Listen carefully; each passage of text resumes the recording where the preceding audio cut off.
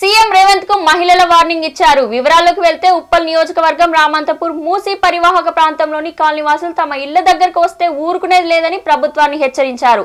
ఇళ్లన్నీ మహిళల పేర్లపైనే ఉన్నాయని, మహిళలకు న్యాయం చేస్తానని ఇప్పుడు అన్యాయం చేస్తారా అని ప్రశ్నించారు.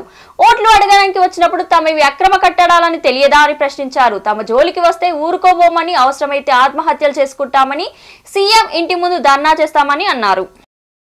పథకాలు ఇవ్వడానికి ఇక్కడికి ఎందుకు వచ్చాడు వాడు? ఇక్కడికి పథకాలు ఇవ్వడానికి ఓట్లు వేయించుకోవడానికి వచ్చాడు వాడు. ఇక్కడికి ఓట్లు పనికి వచ్చి మన ఓట్లు ఎందుకు పనికి వచ్చి వాడికి ఇక్కడికి ఇక్కడ రాకూడదు, మూసి పక్కడికి రాకూడదు వాడు. మరి మూసి ఓట్లు కావాలా వాడికి? ఎలా తీస్తాడు ఇల్లు? ఎవరికి అధికారం ఎందుకు తీస్తాడు వాడు?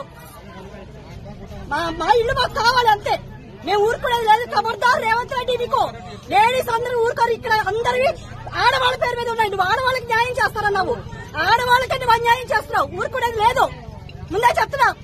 మేమందరం ఎంత ధర్నా కన్నా దిగబడతాం. మీ ఇంటి ముందు మేము ధర్నా చేస్తాం. నువ్వెలా సుఖంగా ఉంటావు మేము చూస్తాం. మీ ఇంటి ముందే మేము చేస్తాము. చూస్తా రేవంత్ రెడ్డి, నువ్వు ఎంతమంది సమాధులు కట్టుకుని నువ్వు ఇది చేస్తావో. నీకు ఏ ప్రాజెక్టులు కట్టుకుంటావో ఇక్కడ నీకెంత లాభం లేకుండా నువ్వు ఇంతమంది పేదవాళ్ళకి గుండెల్లో కొడుతున్నావో మాకందరికి తెలుసు.